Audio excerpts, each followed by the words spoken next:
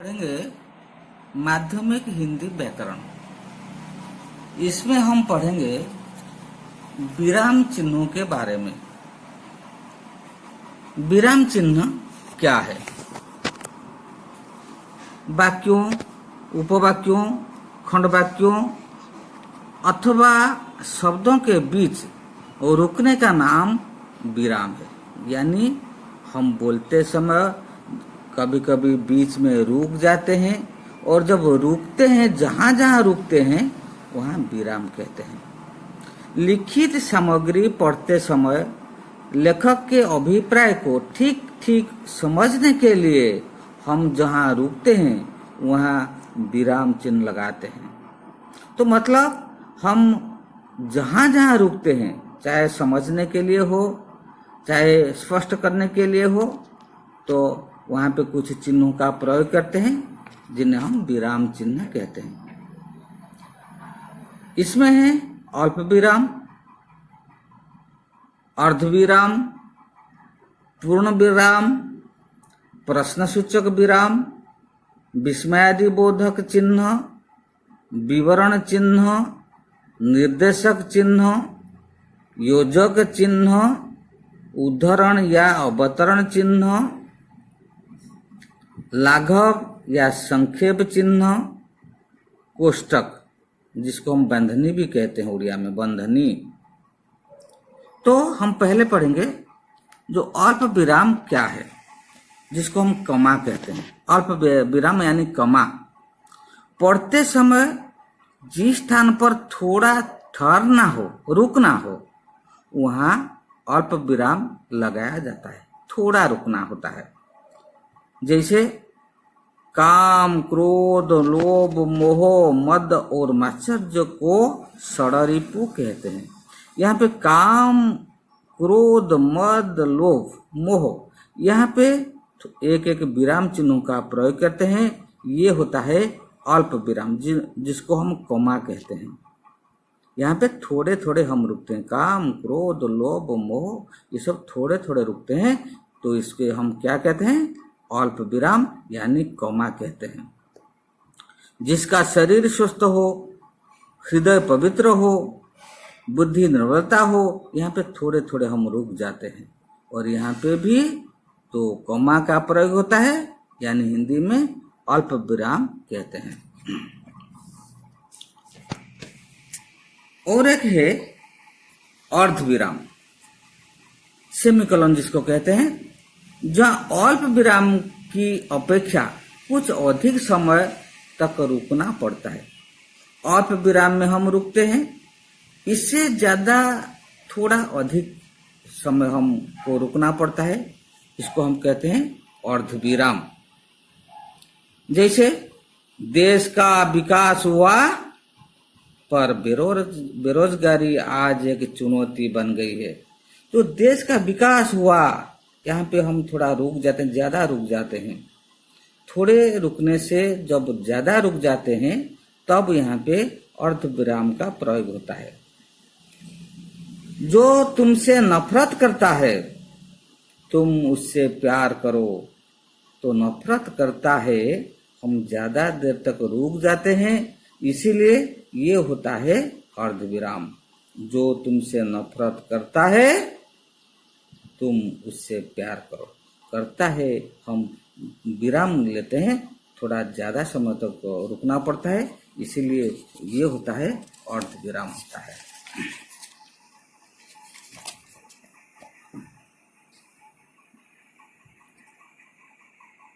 और एक होता है पूर्ण विराम, पूर्णच्छेद, उड़िया में पूर्णच्छेद, पूर्ण विराम। बिल्कुल विराम ले लेते हैं, रुक जाते हैं। जहां किसी बात को कहने का आशय या अभिप्राय पूरा हो गया हो, पूरा खत्म हो गया और कुछ बोलने को नहीं रहता है, वहां पूर्ण विराम लगाया जाता है। प्रश्नवाचक तथा विस्मयादिबोधक वाक्यों के अतिरिक्त अन्य वाक्यों के समाप्ति पर पूर्ण विराम लगता है। वाक्य समाप्ति हो गया, पूर्ण विराम लगता है, लेकिन जहाँ पे प्रश्न सूचक या विस्मय सूचक चिन्ह लगता है, इसे छोड़कर सभी स्थानों पर हम विराम चिन्हों का प्रयोग करते हैं। वाक्य पूर्ण होने पर तुलसीदास ने रामचरितमानस लिखा है, मतलब खत्म हो गया, यहाँ पे वाक्य खत्म हो गया और कुछ कहने को नहीं है। जब वाक्य बिल्कुल खत्म हो जाता है हम पूर्ण विराम लेते हैं, पूर्ण छेद लेते हैं। यहाँ पे और कुछ लिखना नहीं पड़ता है, फिर दूसरे वाक्यों को हमको लिखना पड़ता है। यहाँ पे पूर्ण। तो कभी कभी ऐसा होता है, किसी व्यक्ति, वस्तु, घटना, क्रिया, व्यापार का सजीव वर्णन करते समय वाक्यांश के अंत में किसी घटना को हम जब वर्णन करते हैं तो वाक्यांश, छोटे छोटे वाक्यों के बीच में भी पूर्ण विराम लिया जाता है। सुसज्जित मंच, मंच पर 2 कुर्सियां, यहाँ पे पूर्ण विराम लिया जाता है। ये वाक्यांश है, फिर भी पूर्ण विराम लिया जाता है क्योंकि इसको सजीव वर्णन करने के लिए। सुसज्जित मंच, मंच पर 2 कुर्सियां, कुर्सियों के सामने मेज पर गुलदस्ते, ये पूर्ण विराम चिन्ह लगता है। छोटे वाक्य होने पर भी यहाँ बिल्कुल हम रुक जाते हैं, वर्णन करने के लिए रुक जाते हैं। यहाँ पे पूर्ण विराम यानी पूर्ण छेद का प्रयोग होता है। यहाँ पे देखिए, दोहे आदि कविता, दोहे जो कबीरदास के दोहे हो, तुलसीदास के दोहे हो, दोहे आदि कविता के पहले चरण में पूर्ण विराम की 1 पाई, 1 पाई मतलब 1 गार, 1 लकीर, और दूसरे चरण की समाप्ति पर 2 पाई लगती है। यहाँ पे 1 विराम का चिन्ह प्रयोग किया जाता है, यहाँ 2 विराम का चिन्ह प्रयोग जाता है। ये कहाँ? जब किसी कविता या दोहे की रचना होती है, पहले पूर्ण विराम 1 लकीर और यहाँ पे 2 पाई लगता है। मंगल भवन अमंगलहारी, द्रवौसो दशरथ अजिर बिहारी। तो यहाँ पे पहले दोहे में 1 लकीर, यहाँ पे 2 लकीर लगाया गया है। इसके बाद आता है प्रश्न सूचक चिन्ह, क्वेश्चन चिन्ह यहाँ पे लगता है। प्रश्न पूछने के लिए प्रश्नवाचक चिन्ह के अंत में ये सब चिन्ह का प्रयोग होता है। क्या तुम बीमार हो? यह प्रश्न सूचक चिन्ह लगता है। तुम्हारा भाई कौन है? यहाँ पे भी प्रश्न सूचक चिन्ह लगता है क्योंकि यहाँ पे प्रश्न किया जाता है। तुम कौन हो? ये सब प्रश्न सूचक चिन्ह, क्वेश्चन चिन्ह। इसके बाद आता है विस्मय आदि बोधक चिन्ह, एक्सक्लेमेटरी साइन। ये चिन्ह 1 लकीर, इस अंत में 1 बिंदी होता है। यह चिन्ह विभिन्न प्रकार के भावों जैसे हर्ष, शोक, घृणा, विस्मय, भय, कामना को व्यक्त करने के लिए लगाया जाता है। ये विस्मय आदि बोधक चिन्ह होता है। तो यहाँ पे हर्ष, शोक, घृणा, विस्मय, भय, कामना आदि के स्थल पर यहाँ इस चिन्हों का प्रयोग होता है। वाह, तुमने अच्छा किया, यानी ये बहुत खुश हो गया।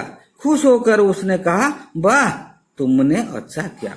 तो ये विस्मय आदि बोधक चिन्ह का प्रयोग होता है क्योंकि हर्ष के कारण, खुशी के कारण ये चिन्हों का प्रयोग किया गया। राम राम, मेरे सामने उसका नाम न लो, मतलब ये घृणा, ये बहुत घृणा करता है, इसलिए वो कहता उस मेरे सामने उसका नाम ना लो। घृणा के अर्थ में भी इस चिन्हों का प्रयोग होता है। हाय विधाता, यह क्या हो गया है? ये भी, ये हाय विधाता, यहाँ पे ये विस्मय होता है, तो इसलिए ये विस्मय चिन्ह का प्रयोग किया जाता है। हे ईश्वर, उन्हें सद्बुद्धि दे, तो यहाँ कामना करता है, ईश्वर से कामना रखते हैं। कामना के अर्थ में भी इस चिन्हों का प्रयोग होता है। इसके बाद आता है विवरण चिन्ह। विवरण चिन्ह क्या है? जब एक सामान्य बात कहकर उसके बाद उसका विवरण क्रम से दिया जाता है, तब यह चिन्ह लगाया जाता है। उदाहरण स्वरूप, लिंग के 2 भेद है, पुल्लिंग और स्त्रीलिंग। यहाँ सामान्य बात है, लिंग के 2 भेद है, और उसका जो विवरण क्रमान्वय में ये दिया गया है, एक है पुल्लिंग, दूसरा है स्त्रीलिंग। जो क्रम के अनुसार जब दिया जाता है तो यहाँ पे तो ये विवरण चिन्हों का प्रयोग होता है। 2 ऊपर नीचे 2 बिंदी है, इसके 1 लकीर है, तो ये होता है विवरण चिन्ह। और एक निर्देशक चिन्ह सिर्फ एक लकीर है। निर्देशक चिन्ह सिर्फ एक लकीर है। वाक्य में किसी पद का अर्थ अधिक स्पष्ट करने के लिए निर्देशक चिन्हों का प्रयोग होता है। अधिक स्पष्ट करने के लिए, किसी कथन की व्याख्या के लिए मनुष्य कम से कम दो चीजें चाहता है। मनुष्य कम से कम दो चीजें चाहता है, सुख और शांति। जो इसको अधिक स्पष्ट करने के लिए हमने लिखा सुख और शांति। दो चीज क्या है? सुख और शांति। तो स्पष्ट करने के लिए, इस वाक्यों का अर्थ को स्पष्ट करने के लिए हमने कहा सुख और शांति, इसीलिए यहाँ पे लगाया गया है निर्देशक चिन्ह। वार्तालाप में किसी के कथन को उद्धृत करने के पूर्व कौन सी, अगर कोई कुछ बोलता है, जैसे शिक्षक बोलते हैं, शिक्षक क्या बोलते हैं? पृथ्वी सूर्य के चारों ओर घूमती है। तो शिक्षक के कथन को हम एक निर्देशक चिन्ह के सहारे हम भी दर्शाते हैं। शब्द विशेष पर बल या जोर देने के, जहां पर बल दिया जाता है, जोर दिया जाता है, ये नेता अपने उत्तरदायित्व के प्रति उदासीन नेता देश को अंधकार में ढकल देते हैं। यहाँ पे जोर दिया जाता है। इसके बाद आता है योजक चिन्ह। योजक, जो उड़िया में योजक कहते हैं, योजक चिन्ह। योजक चिन्ह का ऐसा ही होता है। निम्नलिखित स्थितियों में इनका प्रयोग होता है। एक छोटा सा लकीर होता है, जैसे द्वंद्व समास में जोड़ा जाता, योजक मतलब जोड़ा जाता है। फल फूल, तन मन धन, जीवन मरण, ये फल फूल, ये फल और फूल को जोड़ने के लिए इन चिन्हों का प्रयोग होता है। तन मन धन, ये तीनों को जोड़ने के लिए ये योजक चिन्हों का प्रयोग होता है। जीवन मरण, ये दोनों शब्द इसमें योजक चिन्ह दिया जाता है। जैसे एकार्थक शब्दों के बीच एक अर्थ, समझ बूझ, भोग विलास, खाना पीना, एक अर्थ होता है, तो एक अर्थ व एकार्थक शब्दों के बीच में भी योजक चिन्हों का प्रयोग होता है।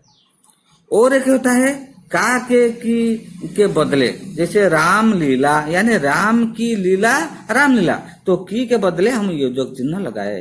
कहानी संग्रह, यानी कहानी की संग्रह, कहानी संग्रह। भाषा की कौशल, भाषा कौशल, तो यहाँ पे चिन्हों का प्रयोग किया जाता है। तो यहाँ पे भी घर घर, चलते चलते, कभी कभी यहाँ पे भी योजक चिन्हों का प्रयोग होता है। इसके बाद आता है उद्धरण या अवतरण चिन्ह। ये एक, यहाँ पे दो दो चिन्हों का प्रयोग किया जाता है। ये दो प्रकार, इसके दो रूप होते हैं। एकल, जहाँ पे एक एक चिन्हों का प्रयोग होता है, एकल, और जुगल, यानी दोनों दोनों चिन्हों का प्रयोग होता है, ये होता है जुगल होता है। तो कैसे? किसी व्यक्ति का उपनाम या पुस्तक का नाम एकल उद्धरण चिन्ह के भीतर लिखा जाता है। सूर्यकांत त्रिपाठी निराला, ये उपनाम। सूर्यकांत त्रिपाठी एक कवि है, उसका एक उपनाम है निराला। तो उपनाम को हम एकल चिन्ह से हम प्रयोग करते हैं। तुलसीदास खंडकाव्य लिखा है, ये तुलसीदास को भी हम एकल चिन्ह से प्रयोग करते हैं। किसी वाक्य का कथन ज्यों का त्यों उद्धृत करने के लिए जुगल उद्धरण चिन्हों का प्रयोग होता है। देखो, ज्यों का त्यों मतलब बिल्कुल जैसा ही है वैसा ही हम दर्शाना चाहिए। गांधी जी ने कहा था करो या मरो, तो मतलब गांधी जी ने जो शब्द कहा था उसी को ठीक रूप से लिखकर हम जब कहते हैं, कुछ भी नहीं बदलते हैं, तो इसको हम जुगल चिन्हों में हम लगाते हैं। करो या मरो मतलब यही शब्द खुद गांधी जी ने कहा था। तो इसलिए ज्यों का त्यों उद्धृत करने के लिए हम जुगल उदाहरण का प्रयोग करते हैं, और यहाँ पे हम एकल उदाहरण का प्रयोग करते हैं।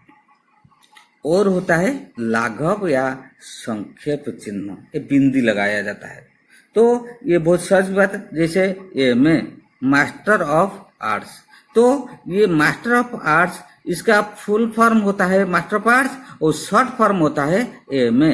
तो शॉर्ट फॉर्म में संक्षेप में लिखने के लिए हम एमए लिखते हैं। जैसे BSc board of secondary education, यहाँ पे बिंदी लगाने से BSE board of secondary education. तो इसका फुल फॉर्म होता है board of secondary education, short form होता है बीएससी। तो शॉर्ट फॉर्म में हम सिर्फ बिंदु लगाकर हम लिख देते हैं, ये होता है लाघव, ये संक्षेप चिन्ह, ये सिर्फ एक एक बिंदी है। और एक कोष्टक, ये जो कोष्टक है, ये कोष्टक ये गणित में प्रयोग किया जाता है, लेकिन भाषा में सिर्फ यही कोष्टक को हम व्यवहार करते हैं, लेकिन ये कोष्टक को हम गणित में व्यवहार करते हैं। उक्त सभी प्रकार के कोष्टक चिन्हों का प्रयोग सामान्यतः गणित में होता है, भाषा में इनका विशेष व्यवहार है। तो भाषा में सिर्फ यही कोष्टक को हम लगाते हैं विकल्प या अर्थ को सूचित करने के लिए। जैसे मारुतनंदन हनुमान राम के अनन्य भक्त थे। तो मारुतनंदन अगर कोई समझ में, किसी के समझ में न आए, इसको ठीक रूप से समझाने के लिए एक दूसरा अर्थ को हम यहाँ पे लिखा है, इसलिए इसको हम कोष्टक में रखा है। कि मारुतनंदन का ये होता है दूसरा अर्थ। अर्थ को स्पष्ट करने के लिए और सूचित करने के लिए, मारुतनंदन के अर्थ को सूचित करने के लिए हम कोष्टक में और एक लिख दिया। राम ने लंकाधिपति को बाण से मारा। लंकाधिपति अगर किसी के समझ में न आए तो इसको स्पष्ट करने के लिए, लंकाधिपति का मतलब होता है रावण, इसीलिए हमने इसको कोष्टक में लिख दिया, रावण लिख दिया। राम ने लंकाधिपति रावण को मारा। तो इसी प्रकार हम इस चिन्हों का प्रयोग करेंगे। इसको ध्यान से पढ़ना चाहिए और इन विराम चिन्हों का प्रयोग ठीक रूप से तुम्हें करना चाहिए। ये परीक्षा में जरूर आएगा, इसको ध्यान से पढ़ना चाहिए और जरूर ये परीक्षा में आएगा। पढ़ेंगे माध्यमिक हिंदी व्याकरण। इसमें हम पढ़ेंगे विराम चिन्हों के बारे में।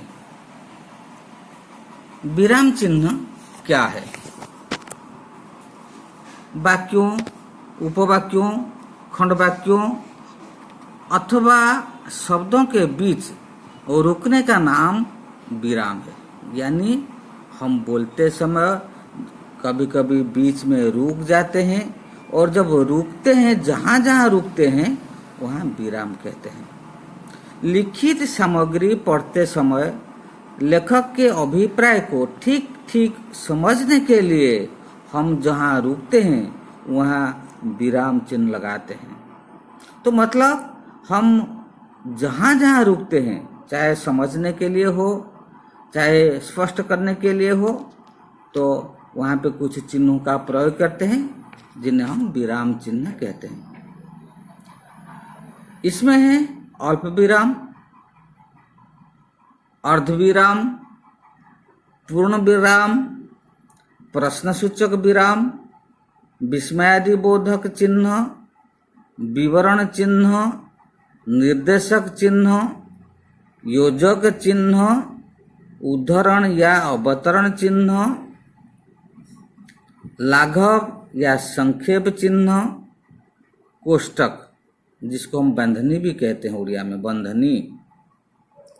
तो हम पहले पढ़ेंगे जो अल्प विराम क्या है, जिसको हम कमा कहते हैं। अल्प विराम यानी कमा। पढ़ते समय जिस स्थान पर थोड़ा ठहरना हो, रुकना हो, वहाँ अल्प विराम लगाया जाता है, थोड़ा रुकना होता है। जैसे काम, क्रोध, लोभ, मोह, मद और मात्सर्य को षडरिपु कहते हैं। यहाँ पे काम, क्रोध, मद, लोभ, मोह, यहाँ पे एक एक विराम चिन्हों का प्रयोग करते हैं। ये होता है अल्प विराम, जिसको हम कमा कहते हैं। यहाँ पे थोड़े थोड़े हम रुकते हैं। काम, क्रोध, लोभ, मोह, ये सब थोड़े थोड़े रुकते हैं, तो इसके हम क्या कहते हैं? अल्प विराम यानी कमा कहते हैं। जिसका शरीर स्वस्थ हो, हृदय पवित्र हो, बुद्धि निर्बलता हो, यहाँ पे थोड़े थोड़े हम रुक जाते हैं। और यहाँ पे भी तो कॉमा का प्रयोग होता है, यानी हिंदी में अल्प विराम कहते हैं। और एक है अर्ध विराम, सेमीकोलन जिसको कहते हैं, जहाँ अल्प विराम की अपेक्षा कुछ अधिक समय तक रुकना पड़ता है। अल्प विराम में हम रुकते हैं, इससे ज्यादा थोड़ा अधिक समय हमको रुकना पड़ता है, इसको हम कहते हैं अर्ध विराम। जैसे देश का विकास हुआ पर बेरोजगारी आज एक चुनौती बन गई है। तो देश का विकास हुआ, यहाँ पे हम थोड़ा रुक जाते हैं, ज्यादा रुक जाते हैं। थोड़े रुकने से जब ज्यादा रुक जाते हैं तब यहाँ पे अर्ध विराम का प्रयोग होता है। जो तुमसे नफरत करता है तुम उससे प्यार करो। तो नफरत करता है, हम ज्यादा देर तक रुक जाते हैं, इसीलिए ये होता है अर्ध विराम। जो तुमसे नफरत करता है तुम उससे प्यार करो। करता है, हम विराम लेते हैं, थोड़ा ज्यादा समय तक रुकना पड़ता है, इसीलिए ये होता है अर्ध विराम होता है।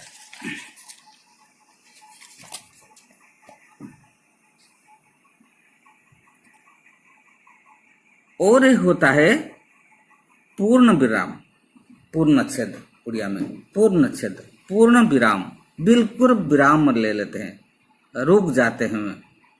जहाँ किसी बात को कहने का आशय या अभिप्राय पूरा हो गया हो, पूरा खत्म हो गया और कुछ बोलने को नहीं रहता है, वहाँ पूर्ण विराम लगाया जाता है। प्रश्नवाचक तथा विस्मयादिबोधक वाक्यों के अतिरिक्त अन्य वाक्यों के समाप्ति पर पूर्ण विराम लगता है। वाक्य समाप्ति हो गया, पूर्ण विराम लगता है, लेकिन जहाँ पे प्रश्न सूचक या विस्मय सूचक चिन्ह लगता है, इसे छोड़कर सभी स्थानों पर हम विराम चिन्हों का प्रयोग करते हैं। वाक्य पूर्ण होने पर तुलसीदास ने रामचरितमानस लिखा है, मतलब खत्म हो गया, यहाँ पे वाक्य खत्म हो गया और कुछ कहने को नहीं है। जब वाक्य बिल्कुल खत्म हो जाता है हम पूर्ण विराम लेते हैं, पूर्ण छेद लेते हैं। यहाँ पे और कुछ लिखना नहीं पड़ता है, फिर दूसरे वाक्यों को हमको लिखना पड़ता है। यहाँ पे पूर्ण। तो कभी कभी ऐसा होता है, किसी व्यक्ति, वस्तु, घटना, क्रिया, व्यापार का सजीव वर्णन करते समय वाक्यांश के अंत में किसी घटना को हम जब वर्णन करते हैं तो वाक्यांश, छोटे छोटे वाक्यों के बीच में भी पूर्ण विराम लिया जाता है। सुसज्जित मंच, मंच पर 2 कुर्सियां, यहाँ पे पूर्ण विराम लिया जाता है। ये वाक्यांश है, फिर भी पूर्ण विराम लिया जाता है क्योंकि इसको सजीव वर्णन न करने के लिए।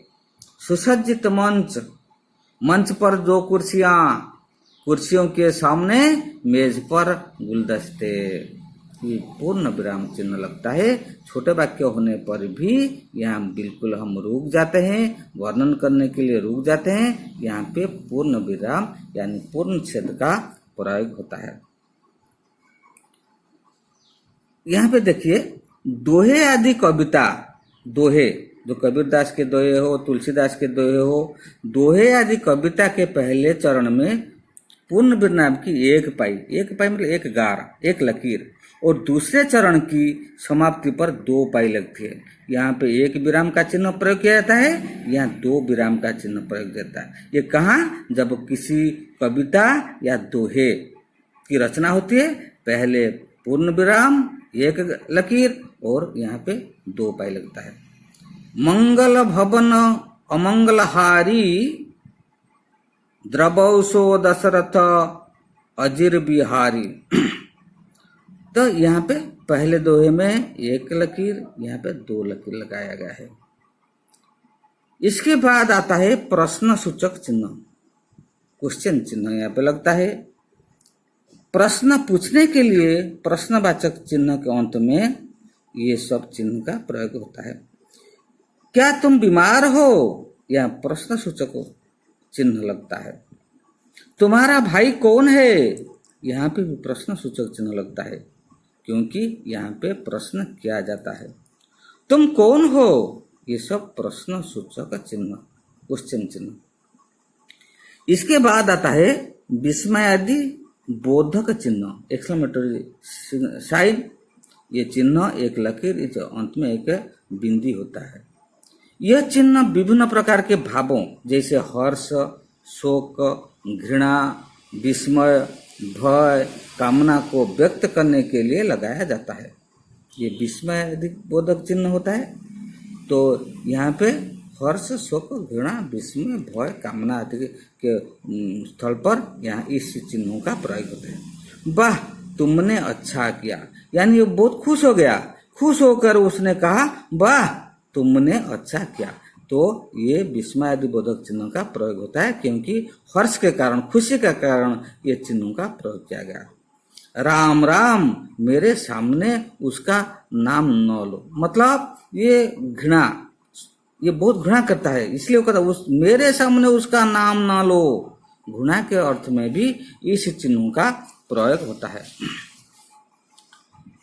हाय विधाता, यह क्या हो गया है? ये भी, ये हाय विधाता, यहाँ पे ये विस्मय होता है, तो इसलिए ये विस्मय चिन्ह का प्रयोग किया जाता है। हे ईश्वर, उन्हें सद्बुद्धि दे, तो यहाँ कामना करता है, ईश्वर से कामना रखते हैं। कामना के अर्थ में भी इस चिन्हों का प्रयोग होता है। इसके बाद आता है विवरण चिन्ह। विवरण चिन्ह क्या है? जब एक सामान्य बात कहकर उसके बाद उसका विवरण क्रम से दिया जाता है, तब यह चिन्ह लगाया जाता है। उदाहरण स्वरूप, लिंग के दो भेद है, पुल्लिंग और स्त्रीलिंग। यहाँ सामान्य बात है, लिंग के दो भेद है, और उसका जो विवरण क्रमान्वय में ये दिया गया है, एक है पुल्लिंग, दूसरा है स्त्रीलिंग। जो क्रम के अनुसार जब दिया जाता है, तो यहाँ पे तो ये विवरण चिन्हों का प्रयोग होता है। दो ऊपर नीचे दो बिंदी है, इसके एक लकीर है, तो ये होता है विवरण चिन्ह। और एक निर्देशक चिन्ह, सिर्फ एक लकीर है। निर्देशक चिन्ह सिर्फ एक लकीर है। वाक्य में किसी पद का अर्थ अधिक स्पष्ट करने के लिए निर्देशक चिन्हों का प्रयोग होता है। अधिक स्पष्ट करने के लिए, किसी कथन की व्याख्या के लिए मनुष्य कम से कम दो चीजें चाहता है। मनुष्य कम से कम दो चीजें चाहता है, सुख और शांति। तो इसको अधिक स्पष्ट करने के लिए हमने लिखा सुख और शांति। दो चीज क्या है? सुख और शांति। तो स्पष्ट करने के लिए, इस वाक्यों का अर्थ को स्पष्ट करने के लिए हमने कहा सुख और शांति, इसीलिए यहाँ पे लगाया गया है निर्देशक चिन्ह। वार्तालाप में किसी के कथन को उद्धृत करने के पूर्व कौन सी, अगर कोई कुछ बोलता है, जैसे शिक्षक बोलते हैं, शिक्षक क्या बोलते हैं? पृथ्वी सूर्य के चारों ओर घूमती है। तो शिक्षक के कथन को हम एक निर्देशक चिन्ह के सहारे हम भी दर्शाते हैं। शब्द विशेष पर बल या जोर देने के, जहाँ पर बल दिया जाता है, जोर दिया जाता है, ये नेता अपने उत्तरदायित्व के प्रति उदासीनता देश को अंधकार में ढकेल देते हैं, यहाँ पे जोर दिया जाता है। इसके बाद आता है योजक चिन्ह, योजक, जो उड़िया में योजक कहते हैं, योजक चिन्ह। योजक चिन्ह का ऐसा ही होता है। निम्नलिखित स्थितियों में इनका प्रयोग होता है। एक छोटा सा लकीर होता है, जैसे द्वंद्व समास में जोड़ा जाता, योजक मतलब जोड़ा जाता है। फल फूल, तन मन धन, जीवन मरण, ये फल फूल, ये फल और फूल को जोड़ने के लिए इन चिन्हों का प्रयोग होता है। तन मन धन, ये तीनों को जोड़ने के लिए ये योजक चिन्हों का प्रयोग होता है। जीवन मरण, ये दोनों शब्द, इसमें योजक चिन्ह दिया जाता है। जैसे एकार्थक शब्दों के बीच एक अर्थ, समझ बूझ, भोग विलास, खाना पीना, एक अर्थ होता है, तो एक अर्थ व एकार्थक शब्दों के बीच में भी योजक चिन्हों का प्रयोग होता है। और एक होता है का के बदले, जैसे रामलीला यानी राम की लीला रामलीला, तो की के बदले हम योजक चिन्ह लगाए। कहानी संग्रह यानी कहानी की संग्रह कहानी संग्रह। भाषा की कौशल भाषा कौशल, तो यहाँ पे इन चिन्हों का प्रयोग किया जाता है। तो यहाँ पे भी घर घर, चलते चलते, कभी कभी, यहाँ पे भी योजक चिन्हों का प्रयोग होता है। इसके बाद आता है उद्धरण या अवतरण चिन्ह। ये एक यहाँ पे दो दो चिन्हों का प्रयोग किया जाता है। ये दो प्रकार, इसके दो रूप होते हैं। एकल, जहाँ पे एक एक चिन्हों का प्रयोग होता है एकल, और जुगल यानी दोनों दोनों चिन्हों का प्रयोग होता है, ये होता है जुगल होता है। तो कैसे?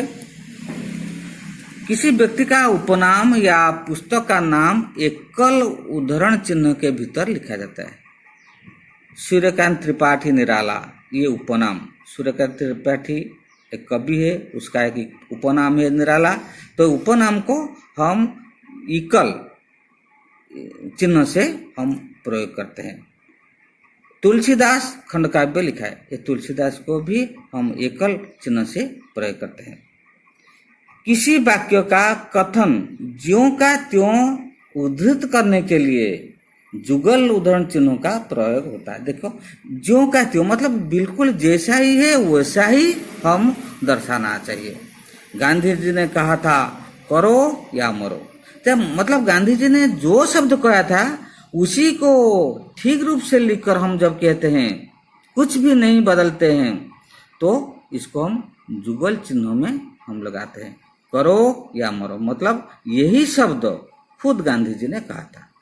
तो इसलिए ज्यों का त्यों उद्धृत करने के लिए हम जुगल उद्धरण का प्रयोग करते हैं, और यहाँ पे हम एकल उद्धरण का प्रयोग करते हैं। और होता है लाघव या संक्षेप चिन्ह, ये बिंदी लगाया जाता है। तो ये बहुत सहज बात है। जैसे ये में मास्टर ऑफ आर्ट्स, तो ये मास्टर ऑफ आर्ट्स, इसका फुल फॉर्म होता है मास्टर ऑफ आर्ट्स, और शॉर्ट फॉर्म होता है एमए। तो शॉर्ट फॉर्म में संक्षेप में लिखने के लिए हम MA लिखते हैं। जैसे BSc board of secondary education, यहाँ पे बिंदी लगाने से BSE board of secondary education, तो इसका फुल फॉर्म होता है board of secondary education, short form होता है BSc। तो शॉर्ट फॉर्म में हम सिर्फ बिंदु लगाकर हम लिख देते हैं, ये होता है लाघव, ये संक्षेप चिन्ह, ये सिर्फ एक एक बिंदी है।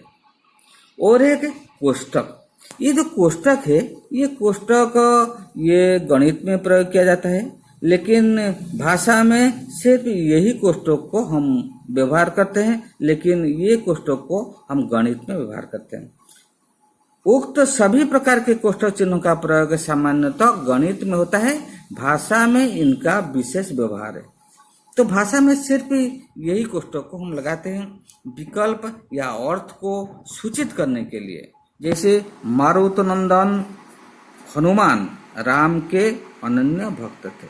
तो मारुतनंदन अगर कोई समझ में, किसी के समझ में न आए, इसको ठीक रूप से समझाने के लिए एक दूसरा अर्थ को हम यहाँ पे लिखा है, इसलिए इसको हम कोष्टक में रखा है। ये मारुतनंदन का ये होता है दूसरा अर्थ को स्पष्ट करने के लिए और सूचित करने के लिए, मारुतनंदन के अर्थ को सूचित करने के लिए हम कोष्टक में और एक लिख दिया। राम ने लंकाधिपति को बाण से मारा। लंकाधिपति अगर किसी के समझ में न आए तो इसको स्पष्ट करने के लिए, लंकाधिपति का मतलब होता है रावण, इसीलिए हमने इसको कोष्टक में लिख दिया, रावण लिख दिया। राम ने लंकाधिपति रावण को मारा। तो इसी प्रकार हम इस चिन्हों का प्रयोग करेंगे। इसको ध्यान से पढ़ना चाहिए और इन विराम चिन्हों का प्रयोग ठीक रूप से तुम्हें करना चाहिए। ये परीक्षा में जरूर आएगा, इसको ध्यान से पढ़ना चाहिए और जरूर ये परीक्षा में आएगा।